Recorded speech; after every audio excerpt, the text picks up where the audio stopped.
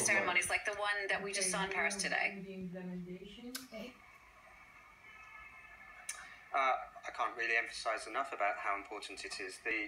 For victims, and when I say victims, there are many circles of impact. So we're not talking only about the people who are present, those who lost their lives, the injured ones, their family members and loved ones.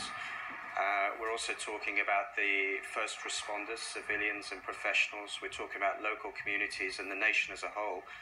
That act of remembrance is crucial for many different reasons. It's part of the healing process for victims themselves. It's a question of recognition, which is fundamental to the way that victims perceive themselves and to how they recover. But it's also an opportunity to bring victims together. It can often be an isolating experience, especially if you're a victim abroad. Many of the attacks you see these days, mass-scale attacks, involve a large number of foreign victims who won't be within the same environment as you may be, for example, in France at the moment. So it's an opportunity for victims to come together and to talk about their experiences with people who were there and who understand those experiences. But it's also an opportunity for the nation as a whole to show solidarity with those victims, to come together in a unified way, with a unified voice, and to stand up and say, we're a liberal democracy and we'll work and fight together against terrorism, whatever form that may come in. One of the speakers just a few moments ago said something about 3 years being such an interesting amount of time. It seems like nothing and yet very long. What are the biggest challenges for victims like the ones who survived the attacks here in Paris as the years go by? I mean, 3 years on, what are the biggest challenges they're facing now?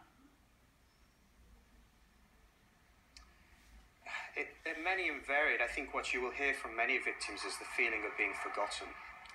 And it's easy, and as was recognised there, especially in today's culture of moving on very quickly from one event to another, it is easy to forget what they're going through. Many of these people are living with life-altering injuries or living with the fact that they've lost a loved one. And that doesn't go away from one day to the next. So there are many practical issues that they're dealing with, especially if they have physical injuries, emotional injuries, and there are people who continue to need different forms of emotional support and counselling. And we know today, even in the best performing countries, more can be done to ensure that those victims aren't left alone, that the support is there when they need it. And those needs will vary from time to time. There will be moments where, in special moments, maybe the anniversary or the birthday of a loved one, or there will be certain triggers. Maybe there may be an event in a different country, but it reminds the person about what's happened to them. There'll be these different moments where victims have need of support, have need of help.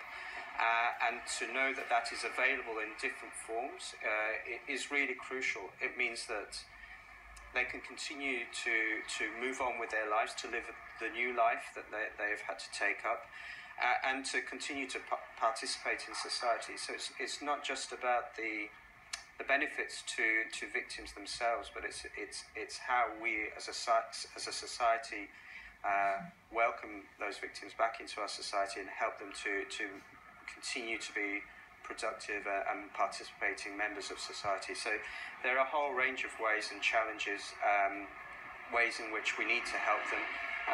Many of those challenges are very practical and emotional. And the other area I think that has to be considered is the financial difficulties that victims face, either because they've lost someone who was a main breadwinner for them. There may be significant financial costs due to the injuries that they've suffered, or because they're no longer able to continue with the work that they started. Children may be affected in terms of the education and their career prospects in the future. So there are a whole range of life-altering impacts to victims which are easily forgotten by politicians, by society, by individuals. And we have to use both these memorials and ongoing policy processes, to continue to support them in an appropriate way. Levent, thank you so much for taking the time to speak to us. Levent Altan, they're the Vice President of Victim Support Europe. Thank you very much.